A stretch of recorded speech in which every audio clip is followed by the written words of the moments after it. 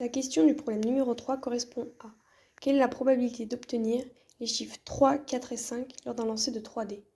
Tout d'abord, nous savons qu'un dé est composé de 6 faces et que chacune a la même chance d'être obtenue. Pour répondre à cette question, nous avons utilisé un arbre pondéré, où nous avons renseigné sur chacune des branches le numéro qui pourrait être trouvé.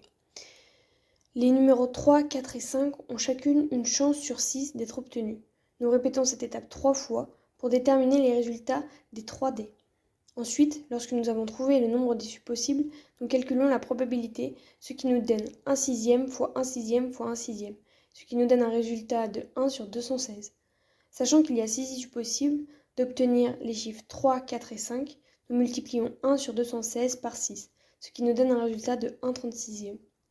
Pour conclure sur cette question, il y a donc une chance sur 36 pour obtenir une combinaison avec les chiffres 3, 4 et 5. Toutes les combinaisons ont-elles les mêmes chances d'être obtenues?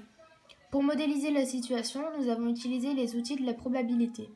Les issues de cette expérience ont pu être découvertes grâce aux différentes combinaisons suivies de leur probabilité que nous avons calculées. Sachant que les clients doivent choisir 3 chiffres, nous avons imaginé 3 combinaisons différentes. Donc une avec les 3 chiffres différents, qu'on a nommé P de A, une avec 2 chiffres identiques et un chiffre différent, P de B, et une avec les 3 mêmes chiffres, P de C, afin de voir si elles avaient toutes les mêmes chances d'être obtenues. Donc, tout d'abord, il faut calculer la probabilité de A, et grâce à la question précédente, nous savons désormais que la probabilité de A est égale à 1 sixième fois 1 sixième fois 1 sixième, ce qui fait un total de 1 sur 216. Ensuite, c'est au tour de la probabilité de B. Donc par exemple, si on choisit les chiffres 1, 2, 1, les seules combinaisons possibles sont 1, 2, 1, ou alors 1, 1, 2, ou encore 2, 1, 1. Donc ce qui nous fait un total de 3 sur 216. Et pour finir, la probabilité de C, donc qui est d'obtenir 3 chiffres identiques.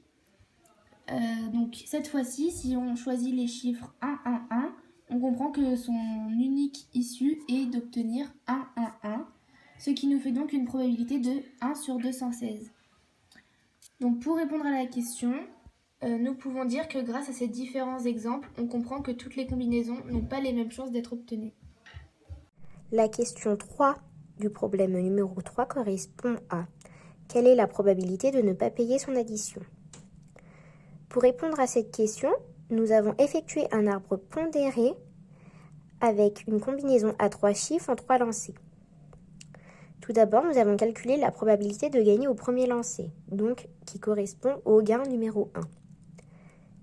C'est égal à 1 sur 36. La probabilité de gagner au second lancer correspond à la multiplication du gain 2 fois la perte numéro 1. Ceci est égal à 35 sur 1296. La probabilité de gagner au troisième lancer correspond à la multiplication du gain numéro 3 multiplié par la perte numéro 1 et 2, ce qui correspond à 1225 sur 46 656. Ensuite, nous avons calculé la probabilité de ne pas payer l'addition. Pour cela, nous avons effectué une addition, donc 1 sur 36 plus 1225 sur 46 656 plus 35 sur 1296, ce qui correspond à 0,08. Donc la probabilité de ne pas payer son addition est égale à 0,08. Maëlie M, Océane Lafay et Nina Girardin.